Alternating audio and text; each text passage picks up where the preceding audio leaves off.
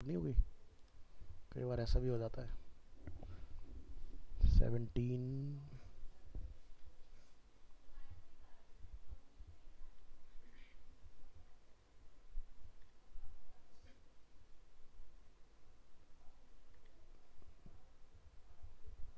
17 हाँ, तुम्हारी वीडियो नहीं है online.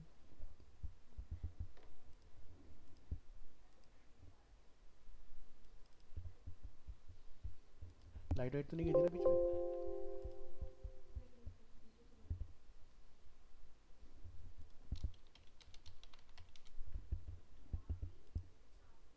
Google keywords HTML SVG PHP constant doubt class. ये डाउट क्लास किसके बैच की हुई?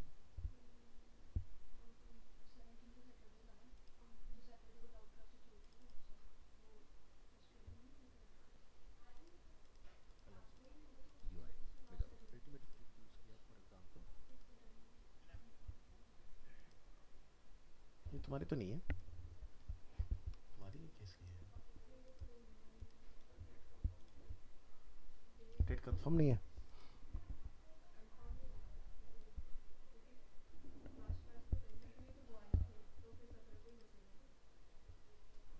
एक मिनट रुको ना, यहाँ से पता करते हैं। कहाँ गया? यहाँ पर देखो, 17 का सैटरडे था। 28 की तो मिसिंग नहीं है। 20 की है। प्रेजेंट लगी सबकी।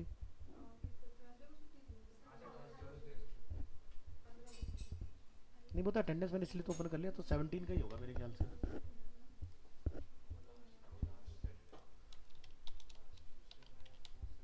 हमारे एक दिन में कितने बैच आ रहे हैं? गूगल कीवर्ड है, HTML SVG है, PHP कांस्टेंट एंड ऑपरेटर्स है, एंड आउट क्लास है। बैच 4। रिकॉर्डिंग मिसिंग आ रही है।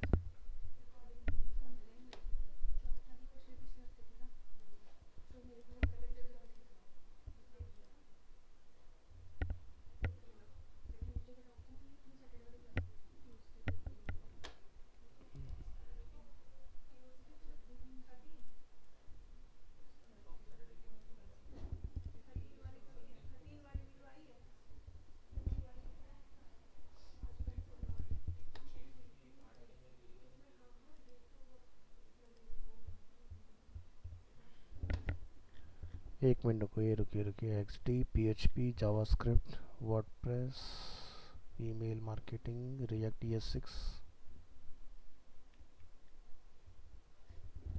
एक बार ड्राइव पर नज़र डालते हैं ज़रा। My drive, class work TTS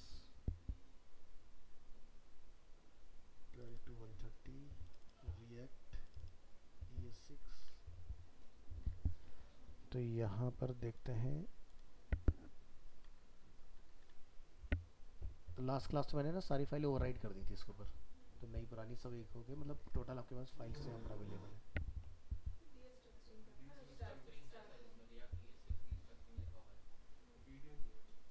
उसकी वीडियो नहीं है ना,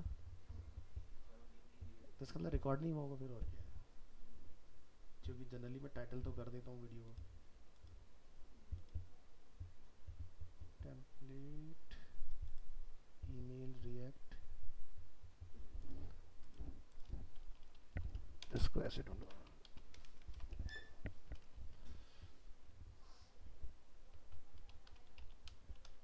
ES6 18 मई को या तो कंप्लीट हुआ था, या फिर हमने 20 फरवरी को हमने कंप्लीट किया था।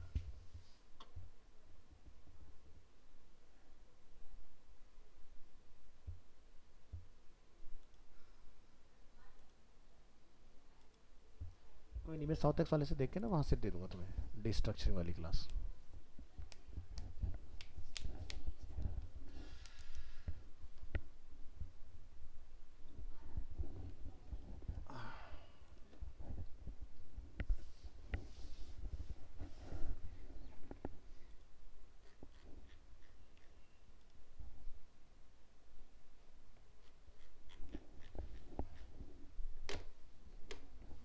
टास्क मैनेजर,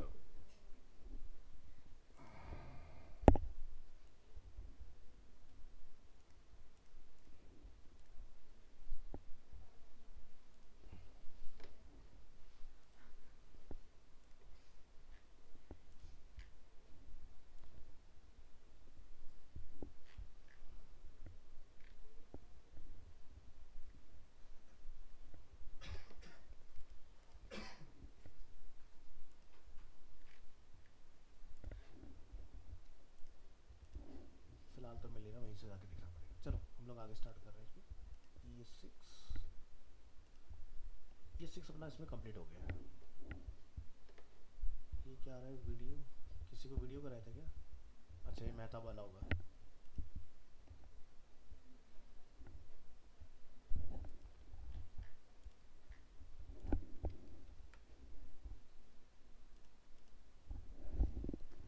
तो सोर्स के अंदर यहाँ पर हम लोग एक अपना कंपोनेंट बनाएंगे, न्यू फाइल। किसने ज्वाइन किया इतना लेट? प्रियंका शर्मा।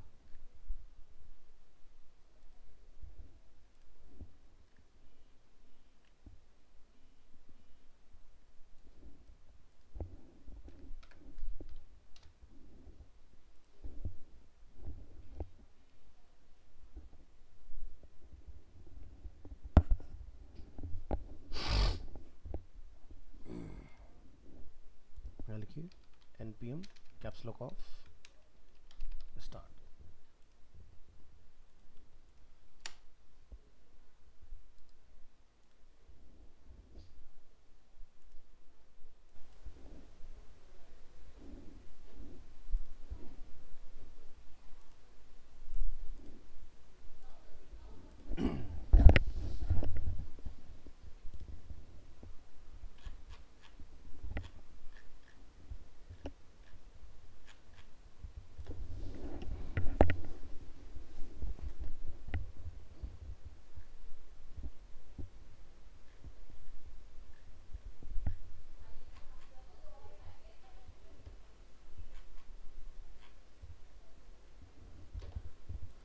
तो एक यहाँ से हम लोग डिफ़ॉल्ट वाला बना लेते हैं। इस वाले का काम हमारा ओवर हो गया। विंडो ई डी ड्राइव में चल रहा है ना? ना ना ना, ना डेस्कटॉप। डेस्कटॉप पर TTS 12 to 130 react my app. इसमें हमने एक सोर्स डिफ़ॉल्ट बना के रखा हुआ है, ठीक है। तो इस वाले सोर्स को हम फिर से जिप बनाएंगे, सॉरी जिप फाइल बनाएंगे।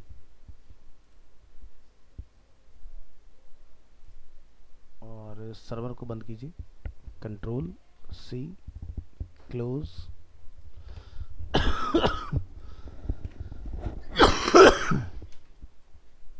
और यहाँ पर आप इसको डिलीट, आ जाओ। इस डिफ़ॉल्ट वाले को आपने एक्सट्रैक्ट कर लेना है।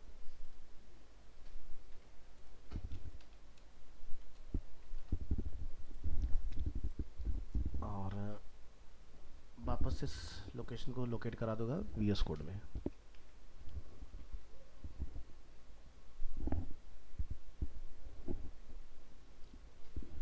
सो ये आ गया अपना डिफ़ॉल्ट पार्ट। यहाँ से इसको रिक्वेस्ट करो npm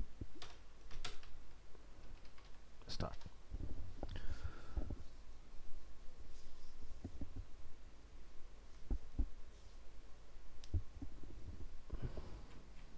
तो ये बिल्कुल उस तरह से हो गया जैसे हम लोग फर्स्ट टाइम इंस्टॉल करके लेकर आते हैं, ठीक है।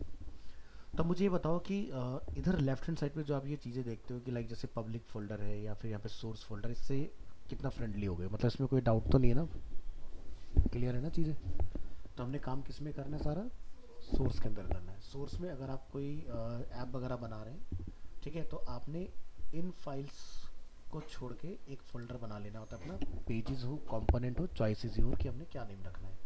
मेक श्योर कि जो भी हम लोग फाइल का नेम कंटिन्यू कर रहे हैं उसका फर्स्ट लेटर कैपिटल होना चाहिए, ठीक है। और ये रेंडर ऑटोमेटिकली आपका पब्लिक में होता रहेगा, ठीक है।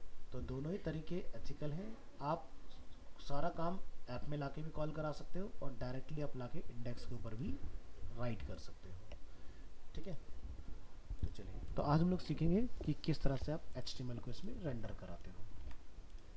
तो जाओ यहाँ पर, और जो हमारी देख तो रेंडर मेथड यहाँ पर लगा रहता है इसमें, यही है बेसिकली जो आपकी ऐप को रेंडर कर रहा है। ऐप कहाँ पर है?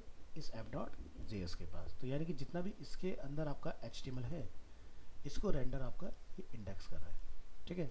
और ये डेटा यहाँ से कहाँ जा रहा है हमारा? बेसिकली इस रूट के पास, ठीक है। तो रूट क्या है? वेरिएबल है रूट डॉट रेंडर। रेंडर के अंदर हमारा ऐप।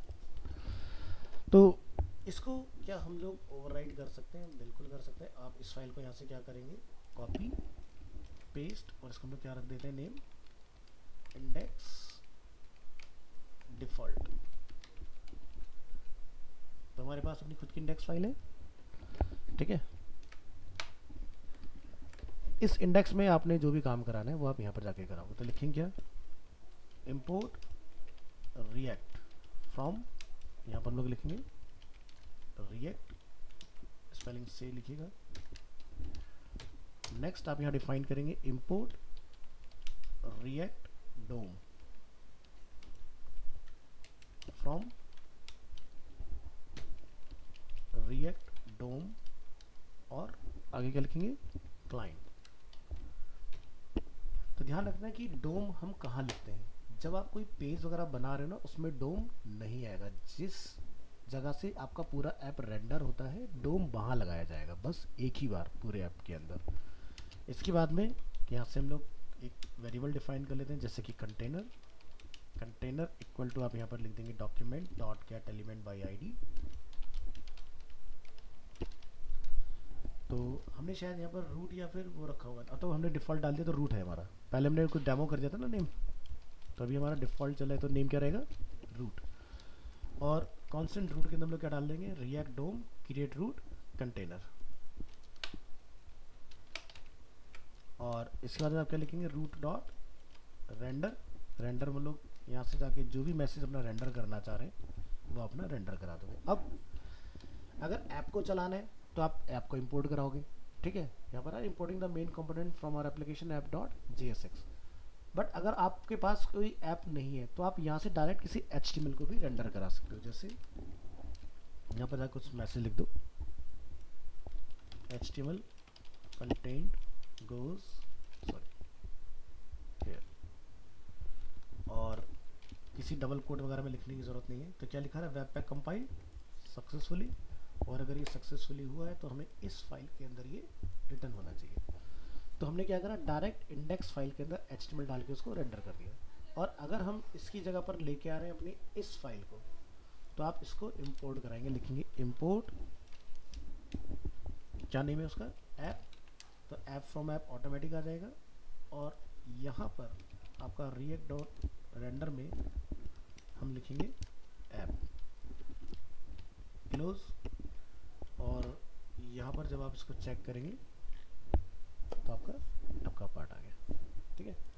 तो ये हुआ डिफ़ॉल्ट वाला जो कि हमारे पास बनाया है। एक हमने इसकी जगह पर क्या ट्राई करके देखा, अपना खुद का HTML कंटेंट भी हम लोग इस पर चला सकते हैं। तो ये बेस्ट प्रैक्टिस तो वैसे देखो यही होता है कि आप एक इंडेक्स फाइल के अंदर ऐप से डेटा भेजें, ठीक है। बट ऐसा नहीं है कि ये करना ही ज़रूरी है, मतलब कंपलसरी या नेसेसरी स्टेप नहीं है। आप डायरेक्ट भी यहाँ से अपना रन करा सकते हो सारा कुछ इंडेक्स के ऊपर। तो आपको बस अंडरस्टैंडिंग होनी चाहिए। ध्यान ये रखना है कि रिएक्ट डोम, अगर हम लोग जैसे app.js फाइल में है तो आपको ये डोम कहीं नहीं मिलेगा। डोम कहाँ होता है, जहाँ पर आके सारी फाइल्स कॉल होती हैं और जहाँ से हम लोग ऐप को रेंडर करा रहे होते हैं। तो बाय डिफ़ॉल्ट ऐप नेम हमारा इसके अंदर जनरेट होता है। ऐप का नेम कुछ भी हम लोग रख सकते हैं, ये भी ज़रूरी नहीं कि यही रखना है, ऐप ही हो, ठीक है। नेक्स्ट, अब इसमें आप कोई अगर HTML कोड अपना रन करना चाह रहे हो, जैसे इस फाइल को, इसको मैं कमेंट कर देता हूँ, पेस्ट करते हैं, कमेंट यहाँ लिख देते हैं,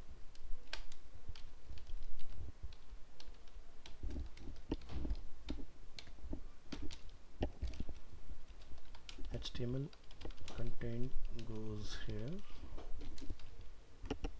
ये फाइल है हमारी सेव एज,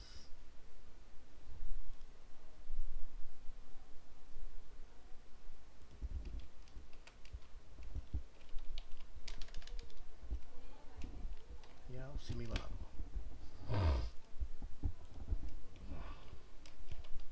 रेंडर HTML.js। तो इसमें इसका कोई काम नहीं है, इसका कोई काम नहीं है। और ये फाइल है जिसके अंदर हम लोग अपने किसी इंपोर्ट कंपोनेंट को रेंडर कर रहे हैं, इंडेक्स। इसको सेव एज करो, रेंडर कंपोनेंट, और इसका एक्सटेंशन .js। तो ये फाइल आप जब इसको यूज़ करोगे अपने पास तो देख के समझ जाओगे, लेकिन मेरा जो इंडेक्स है वो अपना अलग चल रहा है इधर, ठीक है, क्योंकि मैं ओवरराइट नहीं कर रहा हूँ, क्योंकि आपके पास सारी चीज़ें होना ज़रूरी है। अब जैसे मान लो आप इसमें HTML कंटेंट को ही कॉल कराना चाह रहे हो, तो हमने जो अभी ये पार्ट अपना बनाया है रेंडर HTML वाला, इसको कोड को कॉपी कर लो, क्लोज, इंडेक्स फाइल में आएंगे, ओवरराइट करेंगे इसको। अब हमें कोई मल्टीलाइन टेक्स्ट जैसे इसमें कॉल कराना है, तो आपको ये ध्यान रखना है, जैसे मैंने यहाँ पर जाकर डिफाइन किया एग्जांपल के तौर पर h1 टैग, और हमने लिखा यहाँ पर दिस इज़ अ हेडर, ठीक है, हम यहाँ पर एंटर करते हैं और हमने यहाँ पर h2 डिफाइन किया और हमने लिखा this is a header type 2। सो अभी हमें क्या फेस करने के लिए मिल रहा है इसमें, एरर। तो देखो h1 अपने आप में कंटेनर है, ठीक है, लेकिन h1 किसी और टैग को अपने अंदर कंट्रोल नहीं करता, ठीक है। अब जैसे इसकी जगह पर हमारे पास कोई अगर कंटेनर हो, फॉर एग्जांपल जैसे हमने यहाँ पे क्या लिखा div, और इस div को मैंने यहाँ लाके बंद कर दिया, तो एरर मेरा सॉल्व हो जाता है, ठीक है। तो ध्यान रखना कि जितने भी आप चीज़ें लिख रहे हो वो किसी एक मेन कंटेनर के अंदर हो। अगर आपके पास कोई कंटेनर नहीं है तो आप एक एनोनिमस कंटेनर अपने यहाँ डिफाइन कर सकते हैं इस तरह से, ये कुछ भी हो सकता है, ठीक है। तो यहाँ से आप इस तरह से चलाओगे, बस ध्यान रखना बॉडी टैग आपने नहीं डालना है, क्योंकि अगर आप यहाँ बॉडी डालोगे तो बॉडी ऑलरेडी वहाँ पर आपकी रेंडर हो रखी है, तो बॉडी में बॉडी रेंडर होना वो गलत हो जाएगा आपका, ठीक है। तो जैसे मैं यहाँ पर अगर टेबल टैग डाल दूँ तो ये एक्सेप्टेबल है, आप टेबल टैग डाल सकते हो। तो टेबल अपने आप में एक कंटेनर है, tr अपने आप में एक कंटेनर है, th अपने आप में एक कंटेनर है, ठीक है। अगर मैं यहाँ पर फिर से tr ओपन करके td लिख देता हूँ तो अपने आप में कंटेनर, तो पूरे प्रोग्राम में कहीं कोई एरर बन रहा है नहीं ना। तो कहाँ बनेगा, जब एक टैग से आप बाहर निकल जाओगे तुरंत एरर बन जाएगा। अब जैसे एग्जांपल के लिए आपने टेबल के बाद में यहाँ पर टेबल चला दिया, अब ये काम नहीं करेगा। तो इस केस में इन दोनों टेबल को किसी एक पेरेंट के अंदर होना ज़रूरी है, ठीक है। तो ये जो एरर जनरली बनता है आपका इस वजह से बनता है। तो जैसे मैं इसको यहाँ पर एक जैसे मैंने पेस्ट किया और इस पूरे कोड को मैं कट करके एक डाल देता हूँ किसी डिव के अंदर, फॉर एग्जांपल एंटर करेंगे, प्रॉब्लम सॉल्व है, ठीक है। तो जनरली छोटे छोटे एरर हमारे इस तरह के क्रिएट होते हैं रिएक्ट के साथ। तो जैसे फिलहाल मुझे इसकी ज़रूरत नहीं, मैं यहाँ पे लिखा नेम, इंस्टीट्यूट नेम, हमने यहाँ पे जाके लिख दिया अरेना एनिमेशन प्रीत विहार। इन दोनों को हमने कॉपी किया, यहाँ जाके पेस्ट किया, साउथ एक्सटेंशन, चेक करके देखें क्या दोनों टेबल अपने रेंडर हो रहे हैं यहाँ पर, ठीक है। तो दोनों पार्ट हमारे यहाँ पर सक्सेसफुली रेंडर हो गए, ठीक है। तो टेबल को जैसे आप दिखाना चाहते हो तो आप इसके ऊपर CSS की कोडिंग वगैरह कर सकते हो, ठीक है। क्लास नहीं लिख के क्लास नेम लिखना है, और बॉर्डर की प्रॉपर्टी आप CSS से लिख के ले आओ, ये आपका इसके ऊपर रेंडर कर देगा सारे पार्ट को, ठीक है। तो यहाँ पर आप देख रहे हो कि जो मेरा डेटा आ रहा है ये सेंटर है, ये सेंटर है, तो सेंटर क्यों, हमने सेंटर के लिए तो कोई कोड लिखा नहीं है, तो ऐसा क्यों हो रहा है, कोई बताएगा।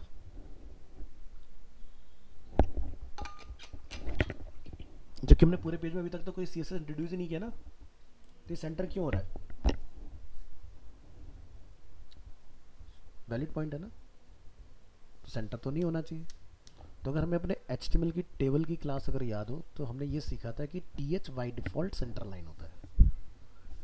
अगर मैं इससे h वापस लेके क्या लगा दूं, d, तो क्या हो गया अब ये, तो ts टैग क्या करता है, बोल्ड और सेंटर दोनों चीजें एक साथ एग्जीक्यूट करता है, ठीक है। इस वजह से हमें ऐसा आउटपुट इसमें देखने के लिए मिल रहा है। वापस से देखो बोल्ड एंड सेंटर, तो ये इस लेंथ के अकॉर्डिंग सेंटर है, ये इस लेंथ के अकॉर्डिंग सेंटर है। तो ये बराबर क्यों नहीं, क्योंकि दोनों ही अपने आप में एक इंडिविजुअल टेबल है। तो हमारा यहाँ पर मेन पर्पज समझना ये है कि हम लोग HTML के मल्टीपल टैग्स को रेंडर कैसे करें। तो टेबल अपना आप में कंटेनर जिसके अंदर tr ts td सब कुछ अपने अंदर होल्ड करता है, तो इसलिए ये सिंगल कोड तो चल जाएगा, लेकिन डबल करोगे तो कंटेनर मांगेगा आपसे कि एक डेटा होल्डर में डेटा को रखिए, तब जाके ये रेंडर होगा।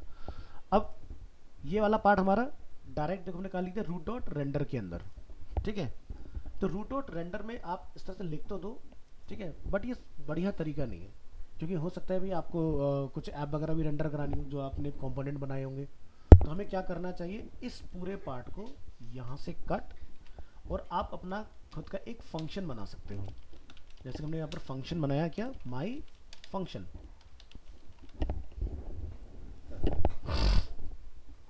ठीक है, माई फंक्शन हमने यहाँ पर बनाया। या इसको आप ऐसे भी बना सकते हो जैसे हमने लिखा, जैसे कि कांस्टेंट, और एक मैं बना लेता हूँ माई टेबल के नाम से एक वेरिएबल, और आप पूरा डेटा जाके यहाँ पर लिख के आ जाओ। इसके अंदर क्या है हमारे पास, माई टेबल। इसको यहाँ पर क्लोज ज़रूर कर दीजिएगा सेमीकोलन लगा के, ये अपना काम हो गया। तो अब जब आप रेंडर कर रहे होगे तो क्या रेंडर करोगे, माई टेबल। तो माई टेबल के आगे क्या मुझे एंगुलर लगाने हैं या नहीं। जैसे हम लोग ऐप को रेंडर कराए तो हम लोग क्या लिख रहे थे, इस तरह से ऐप लिख रहे थे ना। लेकिन ये चीज़ तब लगती है जब आपका कंपोनेंट एक्सटर्नल है, बट मेरा जो माई टेबल कंपोनेंट है वो क्या है, इंटरनल है। तो इंटरनल के केस में आपका जो डायरेक्ट ये रेंडर होगा, आप क्या लिख दोगे यहाँ पर जाके माई टेबल, कंट्रोल एस करेंगे, कंपाइल्ड ग्रीन सक्सेसफुली, यहाँ पर आप पहुँचोगे, काम कर रहा है। तो ये आपका सही तरीका है काम कराने का। ठीक है, तो ऐसे आप किसी वेरिएबल के अगेंस्ट सारा अपना बनाओ मैटर, और फिर उसको रेंडर करा लो। तो ये जो हमने बनाया, इसमें पॉइंटर लेके अगर जाओ यहाँ पर, तो कांस्टेंट माई वेरिएबल रिएक्ट JSX एलिमेंट, इस तरह से हमने ये पूरा अपना डिफाइन किया और लाके अपने इस तरह हमने रेंडर करा लिया। तो इस तरह से आपने काम कराना है।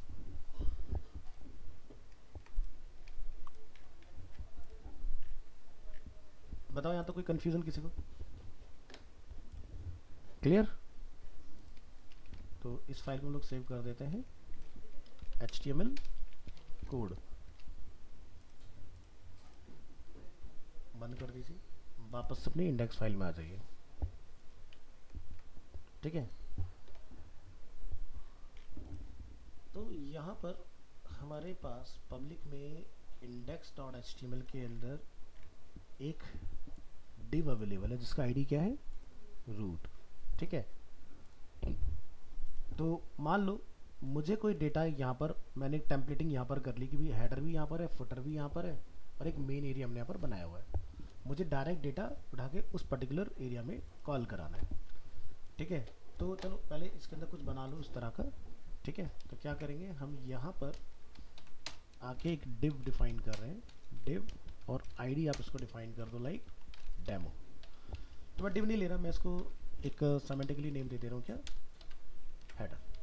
ये रूट है और ये हेडर है। हमें इस डेमो को डेटा देना है। तो आपने क्या करना है, यहाँ पर इधर आओ,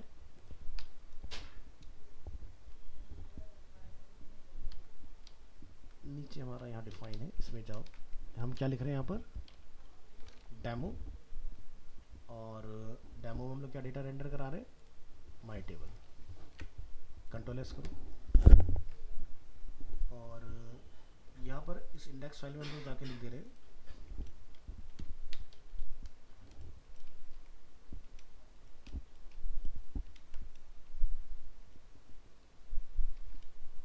इसका लिख दो डेमो सेक्शन, एंड इसको हम लोग ने क्या नेम दिया, रूट सेक्शन। ठीक है, तो हमारे रेंडर में पब्लिक के अंदर दो अवेलेबल है। ठीक है, आईडीज, कंट्रोल एस करेंगे, यहाँ आएंगे। ठीक है, तो यहाँ पर आपको रूट सेक्शन दिखाई दे रहा है, ब्लैंक जा रहा है, इसके अंदर कोई डेटा नहीं गया, हमारा डेटा किसमें गया है, रेंडर में। तो जब आप यहाँ से डेटा डेमो में डालोगे तो ध्यान रखना है कि डेमो की जो भी डिफ़ॉल्ट वैल्यू होगी उसको कौन ओवरराइड कर देगा, आपका जो यहाँ से मैटर रेंडर हो रहा है। ठीक है, इसको ऐसा समझो कि आपने HTML के अंदर एक demo.html, ये मेरे पास यहाँ पर एक पैराग्राफ है जिसका आईडी क्या है, डेमो। हमने इसको लिखा है दिस इज अ पैराग्राफ। हमने इस फाइल को कंट्रोल एस किया, राइट क्लिक किया, open with live server. Recording चल रही है ना, हाँ, मैटर आ रहा है। अब आप इसको अपडेट कर रहे हो, आपने यहाँ पर लिखा स्क्रिप्ट टैग और यहाँ जाके हमने डिफाइन किया कि भाई document dot get element by ID. हमने क्या डिफाइन किया, demo, double quote single quote कुछ भी चला सकते हो, dot inner HTML equal to, आप यहाँ से कोई न्यू मैसेज अपडेट करना चाह रहे हो, हमने इसको लिखा दिस इज अनदर पैराग्राफ।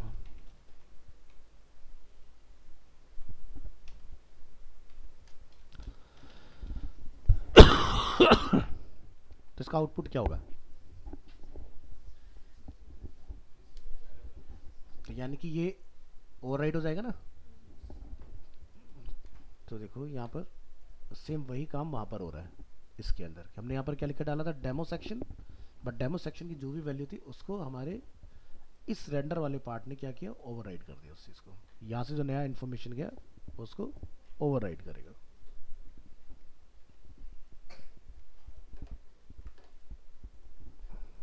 चलिए, तो रिएक्ट जो है जब हम लोगों ने यहाँ पर एक अपना कंपोनेंट बनाया था, किधर गया हमारा वो रिएक्ट HTML कोड, तो यहाँ पर हम लोग अपना माउस लेके आए तो इस पर कुछ लिखा आया था। यहाँ पर क्या लिखा रहा है, react JSX element. JSX element क्या होता है, जावास्क्रिप्ट XML। और यही JSX जो है वो आपसे क्या कराती है कि हर एक टैग को क्लोज कराती है। मतलब कि एग्जांपल के तौर पर कि मैंने एक नया यहाँ पर अगर TD बनाया फॉर एग्जांपल, तो अगर आप यहाँ पर ING टैग यूज़ कर रहे हो तो देख रहे हो अपने आप क्लोज हो रहा है, ठीक है। तो जावा स्क्रिप्ट XML में क्या होंगी, सारी चीज़ आपकी बंद होंगी। तो शायद इसका मैंने आपको एक अर्लियर ड्रीमव्यूअर की थोड़ी डेमो करके दिखाया होगा कि ड्रीमव्यूअर का जब हमारा पुराना वर्जन चलता था 2008 से पहले, तो HTML जो था वो मिक्स किया गया XHTML के साथ, और XHTML था एक्सटेंसिबल हाइपरटेक्स्ट मार्कअप लैंग्वेज। यानी कि पहले जो HTML चलता था वो XML के साथ मिक्स होकर चलता था। यानी कि HR अगर लगा रहे हो तो वो भी क्लोज होता था, BR लगा रहे हो वो भी क्लोज होगा, इमेज लगा रहे हो तो वो भी क्लोज होगा। सो उसी के ऊपर बेस्ड आपका ये रिएक्ट चल रहा है, जिसमें आपके सारे टैग जो भी आप लिख रहे हो अगर वो नॉन कंटेनिंग है, जैसे HR is a non containing, BR is a non containing, तो नॉन कंटेनिंग टैग भी यहाँ पर क्लोज होंगे। तो यहाँ पर ओपन टैग नहीं होते, ठीक है। HTML5 कहता है कि भाई HR is a open tag, ठीक है भाई, वो कुछ कंटेन नहीं कर रहा, क्लोज नहीं होता। बट यहाँ पर आपके जितने भी HTML के नंबर ऑफ टैग्स हैं सारे क्लोज करने मैंडेटरी है। अगर नहीं करोगे ऐसे तो फिर आप इसको ऐसे बंद करो, क्या लिखेंगे IMG, तो एरर नहीं आएगा। और अगर इसको आप खुला रखोगे तो ये इसको एरर बना देगा। पढ़ के देखो क्या कहता है यहाँ पर, JSX element IMG has no corresponding closing tag, ठीक है।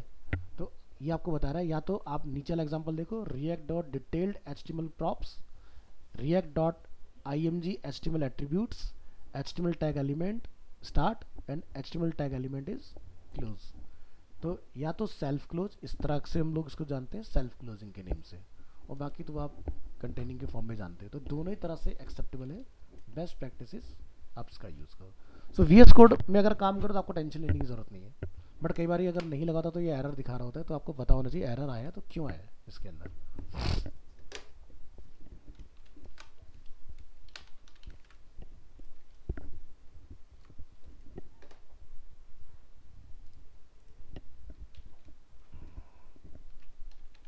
एक फाइल बना रहे हैं react JSX.html।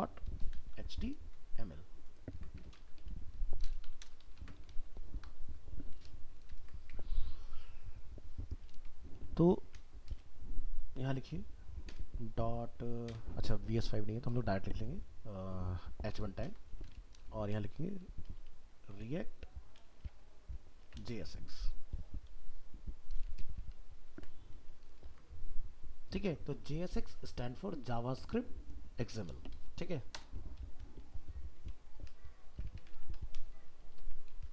Stands for Java script XML।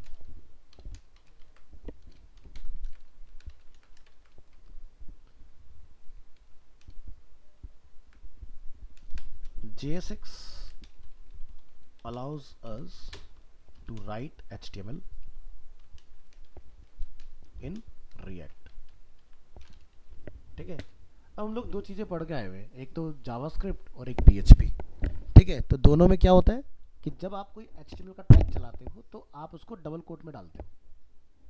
ऐसे ही था ना, डॉक्यूमेंट डॉट राइट, तो आपने स्टार्ट किया double quote start double quote end, फिर उसके बीच में हमारा एचटीएमएल टैग काम कर रहा था। रिएक्ट आपको ये फैसिलिटेट कर रहा है कि भाई आप एचटीएमएल के टैग को बिना किसी कोड में डाले चला सकते हो। ये जेएसएक्स का फायदा मिल रहा है हमें। दूसरा, JSX makes it easier to write and add HTML in React। अगर ये ना हो तो जितनी बार आपने यहाँ पर ये लिखा double quote double quote double quote double quote करते रहोगे। ठीक है, और इसकी हेल्प से, JSX की हेल्प से क्या हो रहा है, हम लोग बिंदास HTML को HTML की तरह ही चलाते जा रहे हैं। ठीक है, तो ये आपको मेन इसका बेनिफिट मिल जाता है रिएक्ट JSX का। तो एग्जांपल के तौर पर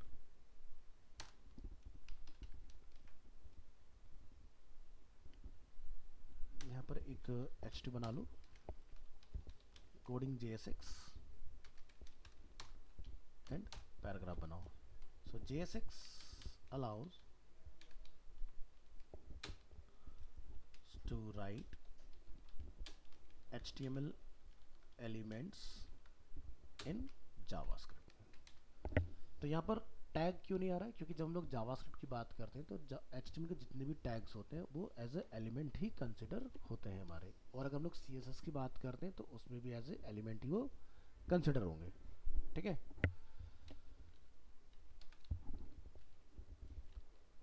and place them in the DOM। DOM stand for document object model without any create element and append child। अभी क्रिएट एलिमेंट और अपेंड चाइल्ड क्या है, तो अगर मान लो आप जावास्क्रिप्ट से सब कुछ काम कर रहे हो फॉर एग्जांपल, तो जावास्क्रिप्ट में ये फैसिलिटेट करता है कि आप जावास्क्रिप्ट से पूरा HTML का टैग भी लिख सकते हो। ठीक है, और अपेंड चाइल्ड चलता है हमारा jQuery के अंदर। ठीक है, तो अगर आपने प्लेलिस्ट देखी हो तो उसमें हमने अपेंड चाइल्ड का यूज़ किया था। मान लो कि आपने किसी स्टेटमेंट के अंदर कोई टैग अपना डालना है लाइक हेडिंग, तो आप H1 अपेंड करोगे वहाँ पर। ठीक है, और जावास्क्रिप्ट में चलता है क्रिएट एलिमेंट, क्योंकि मेरे को एक टेबल बनाना है, लेकिन वो डोम पर डायरेक्टली तो नहीं, लेकिन JS से बन के आ रहा है जावास्क्रिप्ट से। तो जावास्क्रिप्ट चलाती है HTML के लिए क्रिएट एलिमेंट, jQuery क्या चलाती है, अपेंड चाइल्ड। ठीक है, तो हमें JSX यूज़ करने से बेनिफिट ये हो रहा है कि हमें इतना कुछ लॉजिक लिखने की ज़रूरत नहीं है। अब JSX क्या करती है, JSX converts HTML tags into react element. ठीक है, तो JSX के अंदर ऑटोमेटिकली कन्वर्टर लगा है, वो अपना आप आपने जो लिखा है उसको रिएक्ट में कन्वर्ट कर देंगे। आपको रिएक्ट के लिए कुछ स्पेसिफिक कोड करने की ज़रूरत नहीं है। और ये काम कब होता है, जब हम लोग अपना ये रेंडर करते हैं ना, जब कंपाइलेशन होता है, एट दैट टाइम आपका ये प्रोसीजर हो रहा होता है सारा।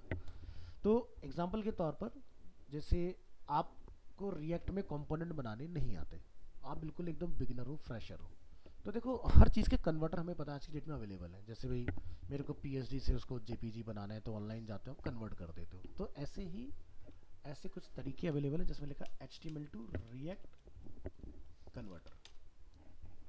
तो क्या लिखा है, बात समझ में आ रही है? तो यहाँ पर देखो एक जो पार्ट है वो किस तरह से लिखा हुआ है, इस तरह से। तो जब वो JSX में गया तो क्लास क्या हो गया, यहाँ पर स्टाइल जो इस तरह से लिखा होता वो इस तरह से आपकी कर्ली ब्रेस के अंदर रेंडर होगा। तो मान लो कि आप किसी कंपनी में काम करो और आपको बहुत प्रो नॉलेज नहीं है काम करने की, तो क्या करना है, अपना HTML में जो बनाया बनाओ, इधर डालो, इधर से उठाओ, कॉपी करो, लगा दो, खत्म, सारी झंझट। ठीक है, तो इतना सोचने का ही नहीं कि किससे क्या होगा। HTML आती है ना, मैं हमेशा कहता हूँ कि फंडामेंटल स्ट्रांग होना चाहिए, आगे की चीज़ें अपनी अपने आप आसान हो जाती है। समझ गए ना? तो देखो लिखने का तरीका हमारा बदल रहा है।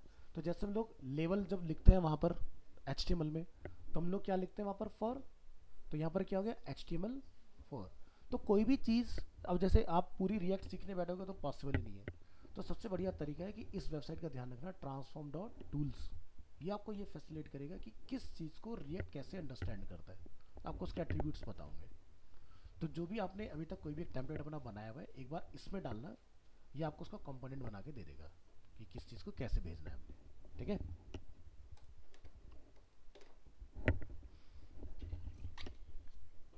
तो ये जो मैंने आपको बताया ना, ये सबके लिए चलता है।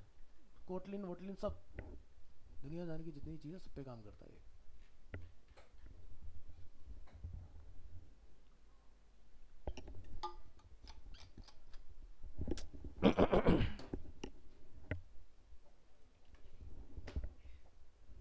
तो हम अपने व्हाट्सएप पर आते हैं, आपको ये वाला लिंक भेज देते हैं, ट्राई करके देखिएगा। HTML2 JSX।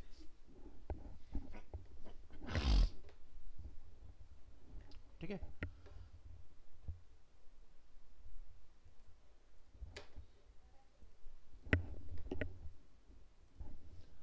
ऐसे ही आपका जैसे मान लो फॉर एग्जांपल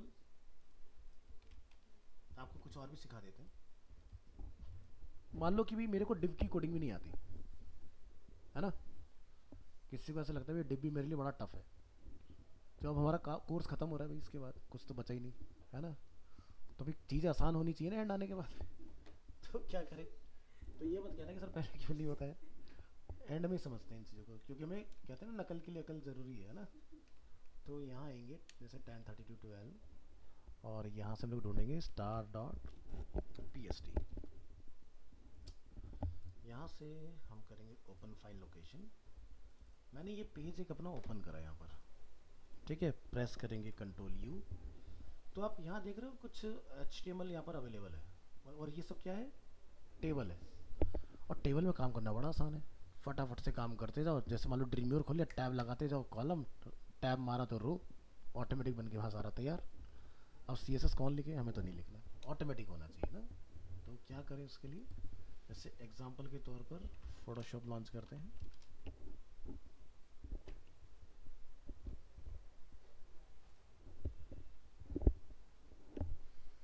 तो ये 100% तो नहीं, लेकिन आपका 90% काम आपको करके देगा।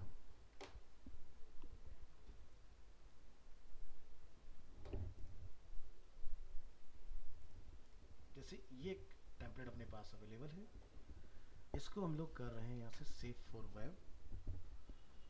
JPG बनाया हम लोगों ने, इसको हमने यहाँ से चूज़ किया है सेव। सेव के अंदर हम लोग जाएंगे, चूज़ करेंगे डेस्कटॉप। डेस्कटॉप के पास जाके हम जाएंगे अपना TTS का फोल्डर है ना, और 12 to 130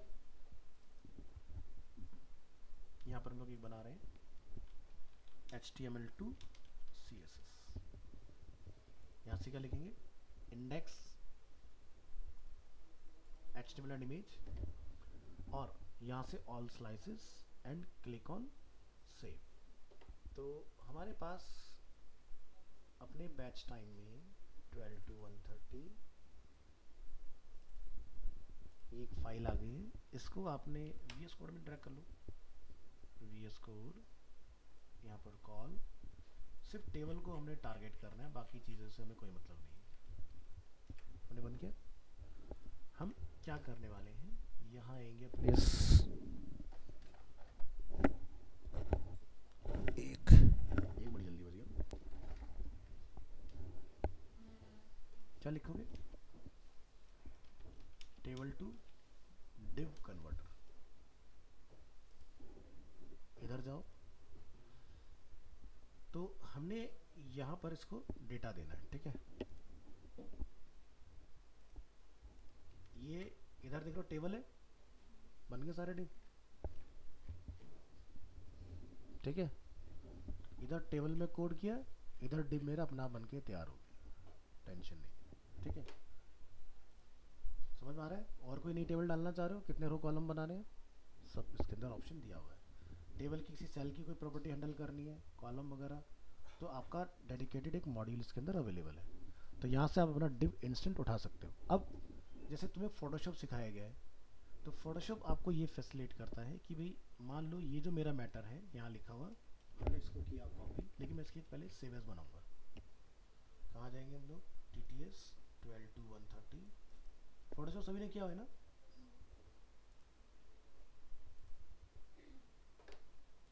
हमने इस पूरे मैटर को यहाँ से क्या किया, कॉपी। और कॉपी करने के बाद हम क्या करेंगे, स्लाइस टूल जो यहाँ पर है उससे हम लोग इमेज की जगह क्या बोलेंगे, नो इमेज, और मैटर यहाँ रख देंगे। फिर हम लोगों ने यहाँ से मैटर कॉपी किया, स्लाइस टूल, डबल क्लिक, और यहाँ पर क्या बोलेंगे, नो इमेज। इसी तरह से यहाँ से हमने मैटर उठाया, डबल क्लिक, क्या बोलेंगे, नो इमेज, और यहाँ से मैटर हमने कॉपी किया, स्लाइस टूल, और यहाँ पर जाके आप एंड में पेस्ट कर दें इसको। ठीक है, इतना काम हो गया हमारा। अब जब आप अपने डिज़ाइन को यहाँ से प्रोसीड करेंगे, again save for web and legacy, तो यहाँ पर आप इसको करेंगे सेलेक्ट ऑल, यहाँ से चूज़ करेंगे हम लोग JPEG, और यहाँ से हम लोग इस ऑप्शन पर आएंगे, एडिट आउटपुट सेटिंग्स। यहाँ पर आपको HTML में लेना है या XHTML में लेना है, मेरे पास ये कंट्रोल अवेलेबल है। इसके बाद मैं यहाँ से इसको बोलूँगा नेक्स्ट। नेक्स्ट में मुझे जाके आउटपुट मिल जाएगा कि टेबल से बनाना है डिज़ाइन या डिव से बनाना है, CSS में ID से या क्लास से बनाना है। हमने यहाँ से बोला ओके, ओके करने के बाद हमने यहाँ से बोला सेव के बाद हमने यहाँ से बोला HTML एंड इमेजेस, ठीक है। और यहाँ से ऑल स्लाइसेस, हमने इसको नेम दिया index 1 for example, and okay. यहाँ से हमने रिप्लेस, और जब हम इस डिज़ाइन को 1 वाले को VS कोड में डालेंगे तो क्या दिखाई दे रहा है, सारे CSS लिखे गए अपने आप, सारा काम अपना आप हो जाएगा, सब जगह पर आपका डिव वगैरह ऑटोमेटिकली ऐड हो गया है ना। तो फोटोशॉप में सब दिया हुआ है, तो वहाँ से भी आप काम चला सकते हो अपना, ठीक है। तो वो जो कन्वर्टर था, वो कन्वर्टर क्या कर रहा है और ये क्या कर रहा है, ये आपके लिए क्लास लिख के दे रहा है। वो कन्वर्टर सिर्फ HTML को टेबल को डिव कन्वर्ट कर रहा है, ये डिफरेंस। तो मेरा खाली डिव से काम नहीं चलेगा ना, आपको तो CSS भी चाहिए होगी। तो यहाँ पर समझ में आ रहा है डिव डॉट का मतलब क्या है, कौन बताएगा?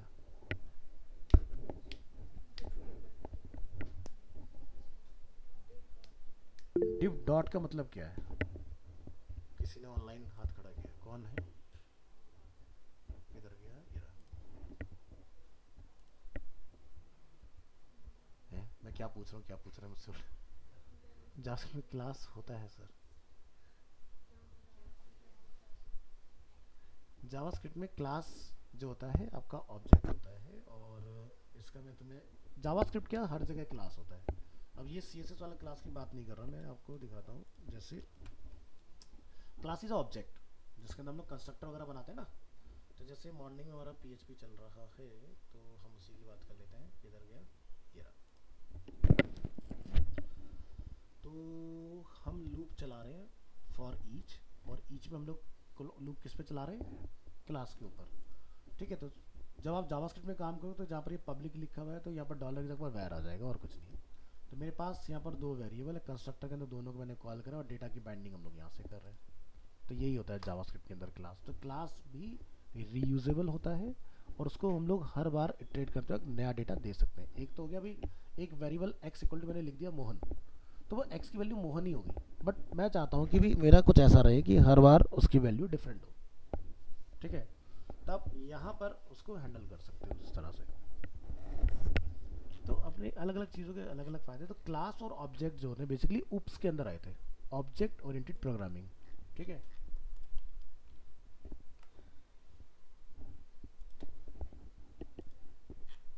तो डिव डॉट का कोई नहीं आंसर करेगा? नहीं, ये इसका मतलब ये होता है कि डिव डॉट का ये हुआ कि ये जो क्लास है सिर्फ डिव पर ही चलेगी और कहीं नहीं चलेगी। कहने का मतलब ये कि इस चीज़ को अगर हमें समझना है, मैंने यहाँ जाके पैराग्राफ बनाए हुए, मैंने यहाँ पर जाके क्लास लिखा H1 के ऊपर डेमो, सेम क्लास। भाई हमने क्लास के बारे में क्या पढ़ा था, class can apply any HTML element, यही पढ़ा था ना हमने। तो मैंने यहाँ पर इस तरह से अभी सबको एक ही क्लास प्रोवाइड कर दी है, ठीक है, क्लासेस डेमो। तो यहाँ समझेंगे प्रैक्टिकली इस चीज़ को। स्टाइल हमने लिखा डॉट डेमो, और डेमो को हमने यहाँ पर जाके लिख दिया भी टेक्स्ट का जो कलर है वो क्या हो जाए, रेड हो जाए। समझ गए जी? तो लाइव सर्वर पे आएंगे, क्या दिख रहा है, रेड। अब मैं इसको ये बोलता हूँ कि भाई जो डेमो है वो सिर्फ और सिर्फ पैराग्राफ का डेमो है। तो जैसे आप ये लिखोगे तो वो डेमो भले से मेरा H1 H2 पर भी कॉल है, लेकिन वहां पर वो इम्प्लीमेंट नहीं होगा।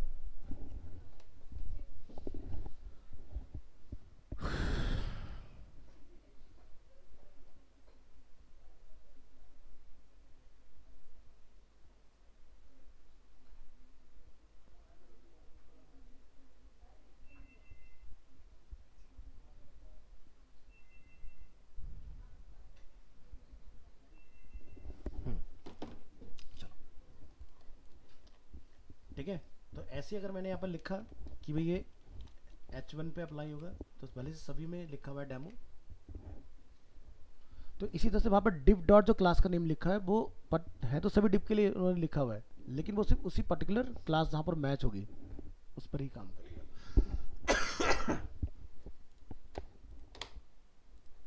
तो कभी कुछ इस तरह से लिखाई दे तो समझ जाओ कि ये कहीं और असाइन नहीं हो सकता, सिर्फ पैराग्राफ पर ही असाइन होगा। तो कई बार हम लोग क्या होता है कि क्लास को लगाते चले जा रहे हैं सब जगह पर, लेकिन मुझे हर जगह पर उसका यूज़ लेना नहीं है। तो गलती से अगर अप्लाई हो भी गया, फिल्टर मार दो तुरंत कि भाई या तो पैराग्राफ पर चलेगा, ठीक है, जैसे मैंने यहाँ पे लिखा H1 पर और P डॉट डेमो। तो H2 जो है, H2 ने लिखा था, नहीं है, लिखा है, तो H2 बच जाएगा, बाकी सब पर चल जाएगा। तो फिल्टर हो गया मेरा क्लास ऑटोमेटिक। तो ये फ़ायदा है। चल फिलहाल हटा देते हैं, ये जो सबको समझाने के लिए था, चलो रहने दो, कोई नहीं।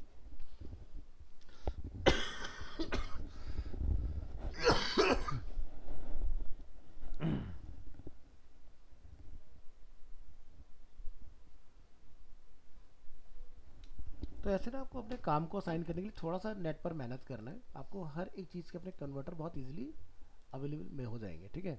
और एक साइट नहीं, ऐसी न जाने कितनी साइट्स अवेलेबल हैं, ठीक है। बस आप ढूंढो, जिस चीज़ से होगा तो ठीक है, नहीं होगा तो कोई बात नहीं। तो मुझे कैसे पता चला, मैंने जैसे तुक्के में डाल के देखा था बहुत पहले 2008 में, ये ऐसा कुछ होता है जब डिव इंट्रोड्यूस हुआ था। तो मुझे कोई सिखाने थोड़ी नया डिव कैसे होता है, ऐसे सीखा कि भाई कि डिव पर कैसे काम होगा। और जब डिव बीटा फेज में था तो मुझे तो ट्रेनिंग देने के लिए भेज दिया था कंपनी ने कि जाओ ट्रेनिंग दे के आओ। मुझे खुद को ही नहीं पता। तब लोग 2012-14 तक लोग बिंदास टेबल पे काम करते थे।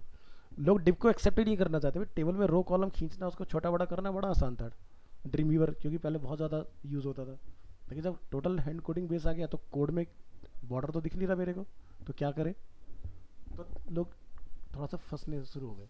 पहले तो मतलब एक डिव अगर बनाया स्क्रीन के सेंटर में लाने के लिए लोग पता क्या करते थे कि मेरी स्क्रीन का साइज़ कितना है वो टोटल कर लिया, और उसके बाद में अलाइन सेंटर कर दिया। तो लिखते थे तो मार्जिन फ्रॉम लेफ्ट इतना, मार्जिन फ्रॉम राइट इतना।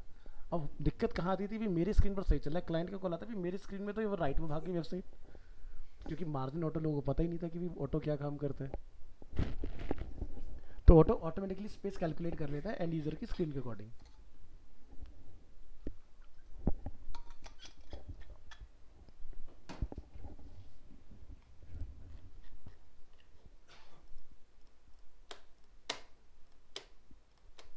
तो फोटोशॉप का कन्वर्टर अच्छा है ना।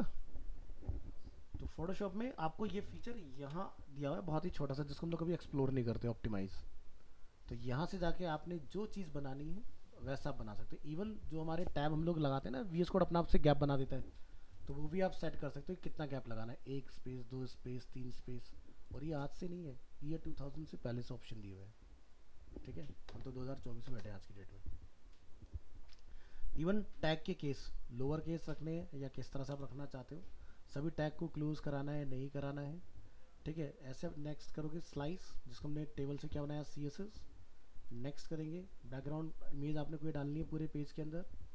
नेक्स्ट करेंगे सेव जो हो रही है फाइल, तो उसमें स्लाइस का नेम वगैरह, उसमें हाइफन अंडरस्कोर किससे बनाना चाह रहे हो। फिर आप नेक्स्ट करोगे इसके अंदर, तो हम लोग फर्स्ट वाले पर आगे लौट के, तो हमारा ये 4 सेटिंग्स इसके अंदर दी हुई हैं, HTML slice background and saving file, ठीक है। इस तरह से अब जो हमने वहाँ पर एक काम किया था ना कि जो टेक्स्ट इमेज फॉर्म में लिखा था हमने उसको बैकग्राउंड में डाला था, है ना। वो फाइल अगर आप ओपन करोगे डायरेक्ट ब्राउजर में, तो जो टेक्स्ट आप बाद में कॉपी पेस्ट करके लिखा, तो देखो वो भी पहले से लिखा हुआ है। आपने क्या करना है, सिर्फ आके यहाँ पर बैकग्राउंड कलर फॉन्ट की CSS लिखनी है, यहाँ पर आपने वो काम करना है। अब इसमें टेक्स्ट वाला काम हमारा हैंडल नहीं हुआ ना, बाकी स्ट्रक्चरल सारा काम हो गया हमारा। तो आपको क्या करना पड़ेगा, सिर्फ इतने पार्ट के लिए स्टाइल, बाकी काम आपको ऑटोमेटिक हो जाएगा। तो फोटोशॉप में भी क्या होते हैं, यहाँ पर स्टाइल दिए होते हैं, this is a paragraph and this is a character style. इसकी हेल्प से आप यहाँ पर अपनी खुद की CSS लिख सकते हो। न्यू CSS बनाओगे और यहाँ पर जाके नाम लिख दो, जैसे कि फॉर टेक्स्ट, और क्या प्रॉपर्टी आप रखना चाह रहे हो, फॉन्ट साइज, बैकग्राउंड कलर, सारी चीज़ें इसमें आप लिख के डाल दोगे। ऐसे ही आपका अगर कहीं पर पर्टिकुलर कोई एक चीज़ हैंडल करना है, तो यहाँ से क्या बनाओगे, करेक्टर स्टाइल। करेक्टर मतलब पर्टिकुलर वर्ड के लिए, पैराग्राफ मल्टीपल लाइन के लिए। तो यहाँ से स्टाइल भी बन जाते हैं। तो ये फीचर मेरे PC में आपको दिख रहा है, आपको यहाँ से ऑन करना पड़ेगा, टाइप के अंदर जाके पैनल्स के अंदर यहाँ मिलेगा। तो हम लोग यहाँ पर CSS भी लिख सकते हैं, ठीक है। एक और फीचर इसमें रहता है कॉम्पिंग। तो कहीं ढूंढो, लेयर कॉम्प लिखा है, ये होता है लेयर कॉम्प, ठीक है। तो comp stand for composition, last document state. अब मान लो ये मेरी लास्ट है, मैंने एक नई स्टेट बनाई यहाँ से। तो विजिबिलिटी, पोजीशन, अपीयरेंस क्या बदलना चाह रहे हो आप इसके अंदर, तो हमने बोला विजिबिलिटी। हमने इस वाले पार्ट में आके कुछ एलिमेंट को बंद करके रखा। अब जैसे आप ये टेम्पलेट बना रहे हो, अब टेम्पलेट बनाते हो तो आपको पता है कि भाई मेरे को ये टेक्स्ट जो है ऑफ करके लेके जाना है फॉर एग्जांपल। तो हमने इसको यहाँ पर किया सेलेक्ट, और हमने इसको जाके यहाँ से क्या किया, ऑफ, ठीक है, ऑफ, ठीक है। तो अगर मैं लास्ट वाले को चूज़ करता हूँ, ठीक है, तो अब आप देख रहे हो, जब जैसे मैं इस पर क्लिक करूँगा तो ये ऑफ हो जाएगा, इस पर क्लिक करूँगा तो इस तरह से। तो आपके एक अब ये काम करने के लिए आप 2 लेयर ऑफ ऑन ऑफ करोगे बार बार।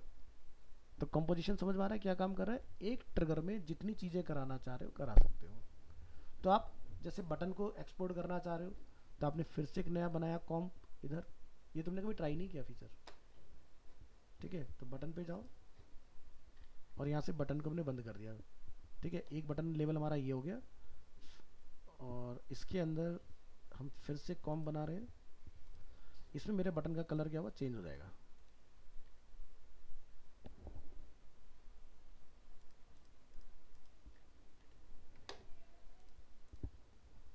पोर्टफोलियो रह गया, पोर्टफोलियो को भी सही कर दो, ठीक है। तो यहाँ पर कलर क्या है, ये वाला, ठीक है।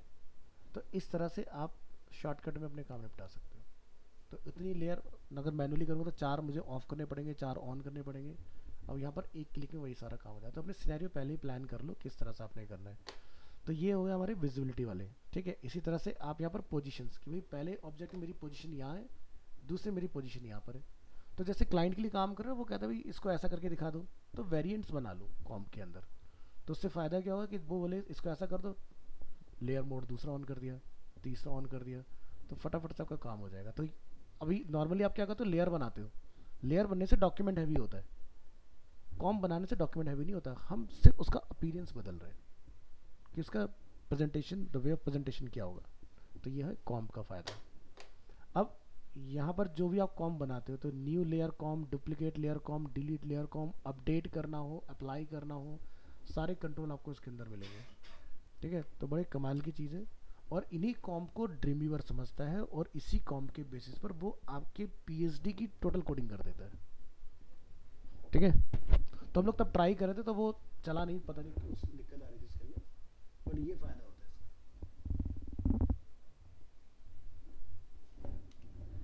चलिए आज के लिए इतना रखते हैं, तो नेक्स्ट क्लास में